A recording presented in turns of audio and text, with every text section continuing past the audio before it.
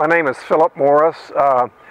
I'm retired from Southern Progress Corp. I worked for the company that publishes Southern Living, Cooking Light, Coastal Living, other publications. I worked for them for 31 years, and I focused on design, architecture, and landscape architecture, and have always been interested in art personally, and also as in my role with the Botanical Gardens has been to, I was chair of the sculpture committee in the 1980s when the gardens were being redone in a major way, and we had a real burst of activity in terms of trying to place art in the particular gardens. So I've been at this a good long time.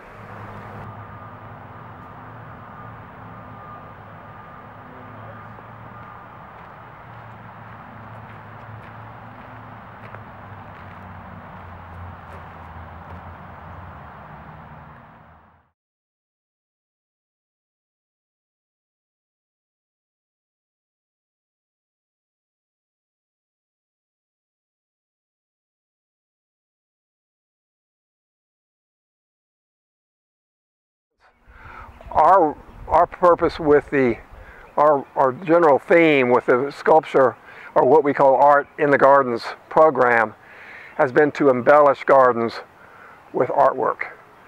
And that's very different from doing a sculpture garden at an art museum. In this case, the gardens come first, and the art is meant to be part of the gardens. It's not meant to dominate the gardens or contradict the gardens. So I think what I would say is generally the art is an integral part of people's experience with the gardens. The wonderful thing about the Birmingham Botanical Gardens, it's 67 acres, but it's a series of garden rooms, and they're very distinctive garden rooms. Sometimes they're dealing with particular plants like rose garden. Others they're just gardens that express something about the history of garden design. So there are lots of different locations for art and very different kinds of responses, and that's what I think makes it nice. It's a whole experience.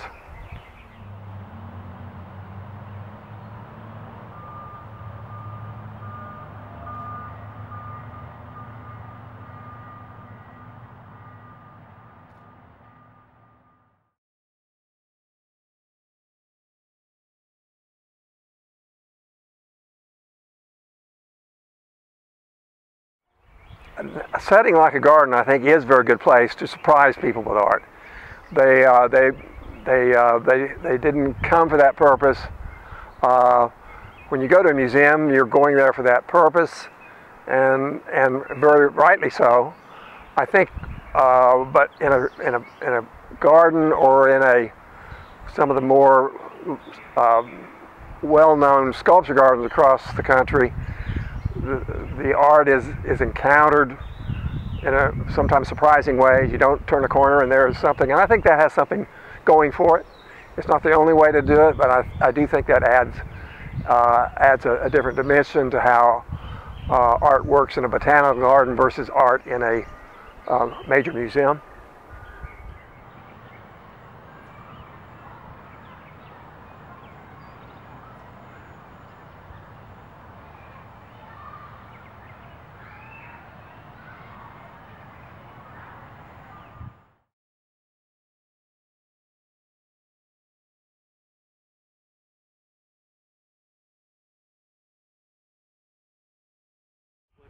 We've had the idea that the art should, our basic idea is given the Botanical Gardens, that the art should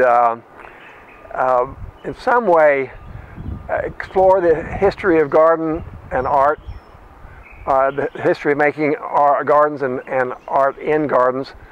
And there are several things you can do with that. The French-inspired classicism is one example. That's one theme, but the larger theme is just delight in nature.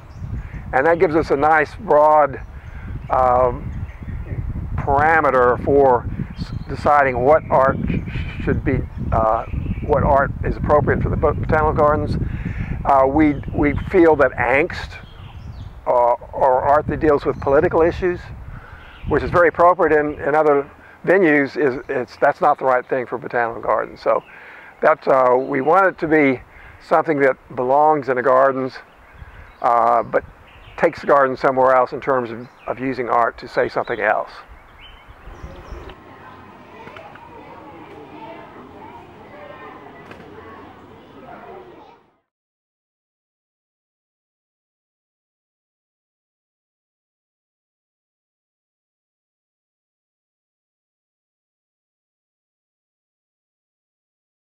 I think that some pieces could. Other pieces, like the granite garden that was made for the plaza, which is three components stretched over a specific spatial configuration, I don't think that would move very well into another kind of environment. So we do have some of both. So things that are very specific. Most of the pieces could be somewhere else, or they could be picked up and moved even within the gardens. The key is to get the right fit and to know that the piece has the proper scale for its particular setting, and that's something we've paid a lot of attention to.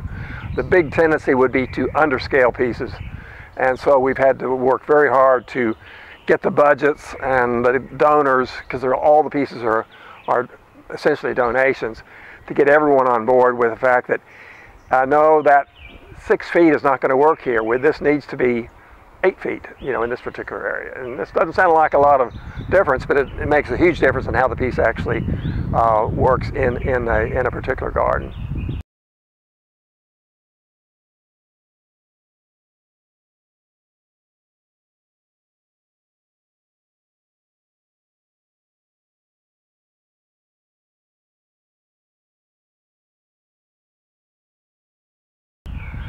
The gardens will, I think already we're working on another piece right now for the herb garden. Very many of the pieces are memorials, so they're more driven by the individuals giving a piece and by the artist trying to match the location and the donor and the artist. It has more to do with that than it does with what's the general public going to think about this, because we just have to go on the confidence that we have an artist, we have a beautiful setting, we have people who are paying attention to the issues of how you make art in a place, and we hope the public likes it, but really I don't think we're trying to anticipate what they think.